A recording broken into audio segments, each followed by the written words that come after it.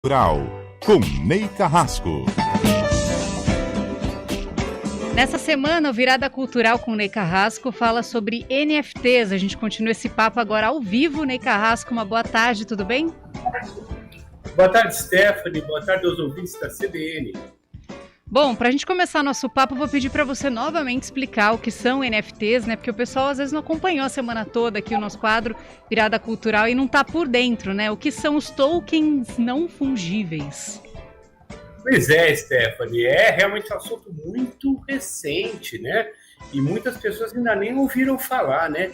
Tokens não fungíveis. Bom, token, algumas pessoas já conhecem porque já está sendo usado muito por conta bancária e tudo mais, que é um número que você recebe digitalmente para entrar numa conta e tudo mais. Ou seja, é um número exclusivo, é teu. Só você recebe aquele número e se você não digitar lá, você não entra na sua conta bancária. Bom, não fungíveis significa não replicáveis. Então, por exemplo, todo mundo, aliás, está usando esse mesmo exemplo, eu vou usar. A Mona Lisa, né? A Mona Lisa está lá no Louvre. Ela não é fungível, ela é uma obra única. Você pode ter reproduções da Mona Lisa até na internet aqui, mas ela é uma obra única e está lá no Louvre, então é não fungível. Esse é o conceito, né? E isso migrou, então, como um conceito para o mercado digital de produtos culturais, né? Então, estão sendo vendidos, né, na internet, leiloadas obras artísticas, né, como tokens não fungíveis. Isso veio muito à tona há algumas semanas, 2 semanas atrás, que o Neymar, né, comprou 2 NFTs por $500 mil, né? Então, o assunto acendeu, mas já havia sido comentado bastante pela imprensa quando o Beeper, né, que é um artista digital, bateu recorde lá em março de 2021, vendendo sua obra por 69 milhões e 300 mil dólares, né? Isso marcou também o mercado. Então, isso são os tokens não fungíveis, né? E a gente discutiu isso essa semana e, olha, imagino que os ouvintes tenham muita dúvida sobre isso. Pois é, né? Um assunto novo que gera mesmo algumas dúvidas e eu tenho uma, né? Realmente faz sentido, Ney, vender a propriedade de uma obra digital, na sua opinião? Puxa vida, né? Olha só, pergunta boa, Stephanie. A gente tem que, para responder essa pergunta, a gente tem que analisar 2 coisas, né? Primeiro, é a questão do mercado de arte, tá? Isso também já é fruto de muita polêmica, já no mundo físico, né? Quando a gente vê lá aquele quadro do pintor famoso, sei lá, o Van Gogh, o Picasso, né? Num leilão, a obra bateu o recorde de ser vendida a $100 milhões. Nossa, que absurdo, que é um quadro e tal. Bom, então, o mercado de arte em si já é fruto de muita polêmica, né? E no mundo digital, isso não era um problema até hoje, porque o mundo digital ele caminhou num outro sentido, né? A remuneração dos artistas no mundo digital, ela sempre se desenvolveu no sentido da massificação, né? Ou seja, quanto mais eu vender, eu ponho lá uma música numa plataforma de áudio digital, e quanto mais gente baixar essa música, mais eu recebo. Eu coloco um vídeo no YouTube, quanto mais pessoas acessarem esse vídeo, mais eu ganho. Então, o conceito até então era de massificação.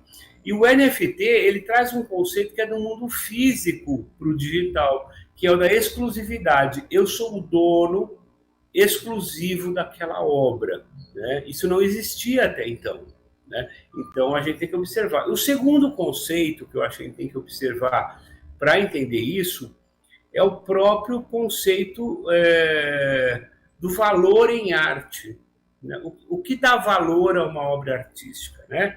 Então, quando a gente analisa o mercado de arte, inclusive esse leilão que eu citei, né, mais de $100 milhões uma obra, por que isso acontece?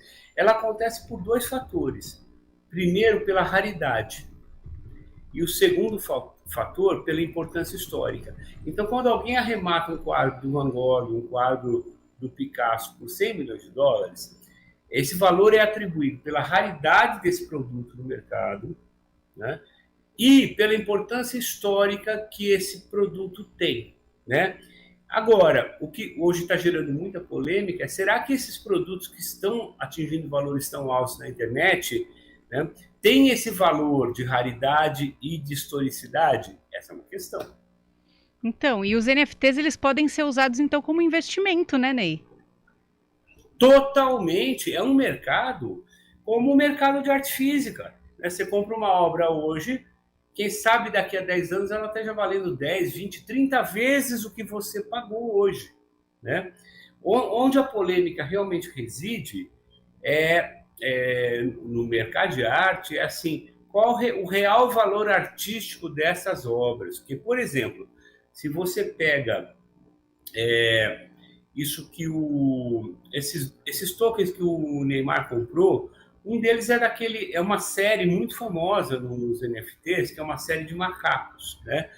E esses macacos, eles são uma mesma template. O que eu quero dizer? É um mesmo desenho, né? É o mesmo macaco em todas as obras, em que se alternam os acessórios. Numa obra o macaco está de chapéu, na outra ele está de óculos, tal. E isso fez um sucesso entre os NFTs, está sendo vendido a milhares e milhares de dólares, né? E aí os artistas, mas você fala, mas qual é o valor real artístico disso? Aí a gente tem que cair naquela outra questão que eu coloquei no começo e que é muito complexa, né? Ao que você atribui um valor artístico? E aí a gente vai chegar numa resposta muito estranha, Stephanie, mas verdadeira. Que assim, possui valor artístico tudo aquilo que a sociedade ou o indivíduo atribua esse valor. Olha só que coisa complexa, né? Por que um quadro do Picasso vale 100 milhões de dólares, ou 200, ou 300? É porque o público atribui esse valor a essa obra.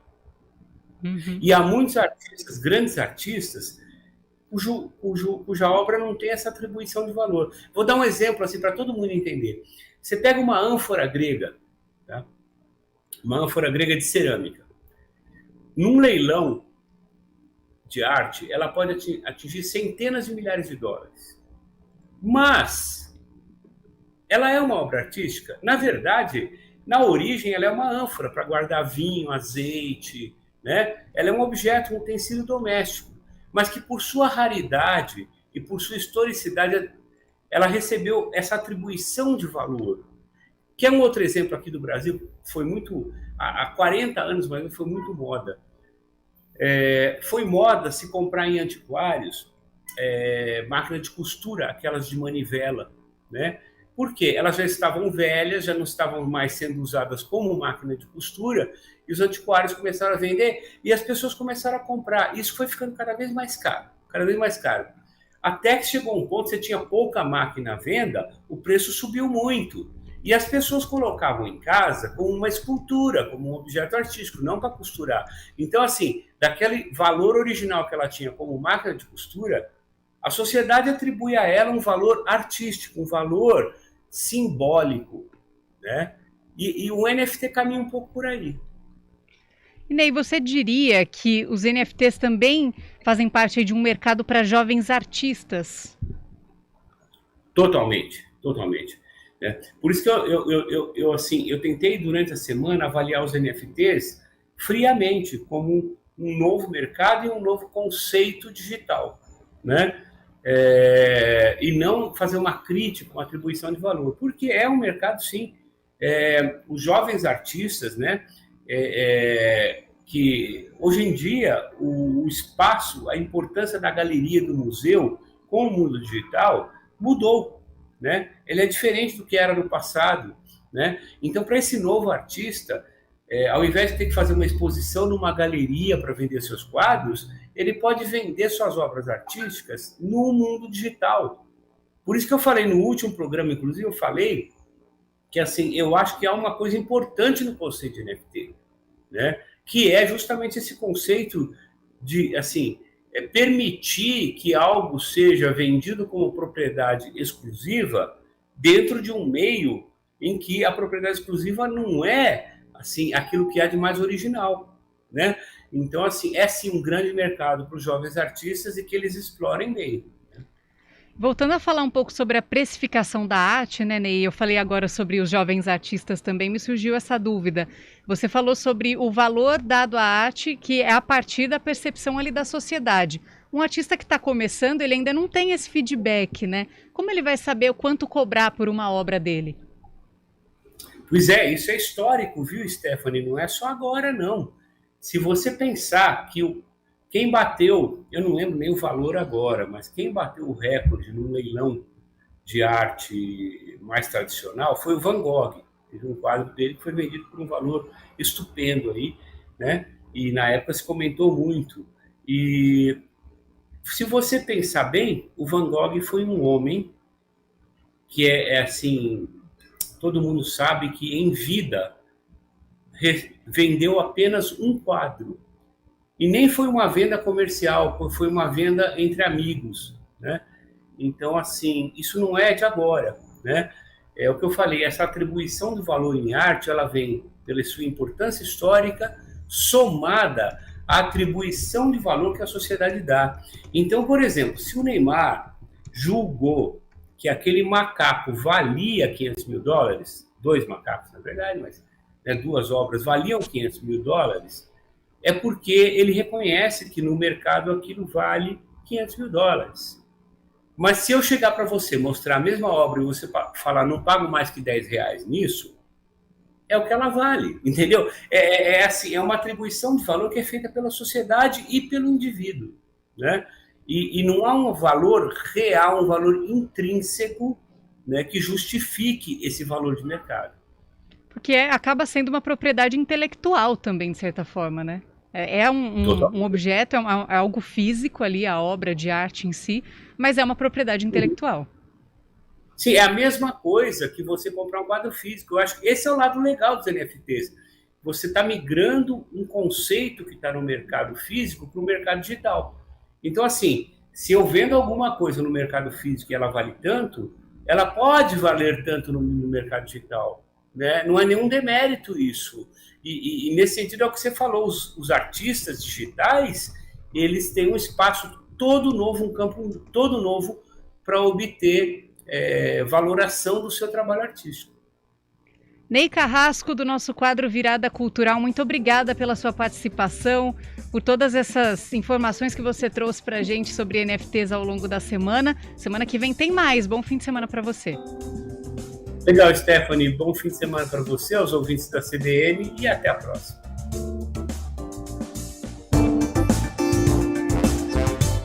Estúdio CBN.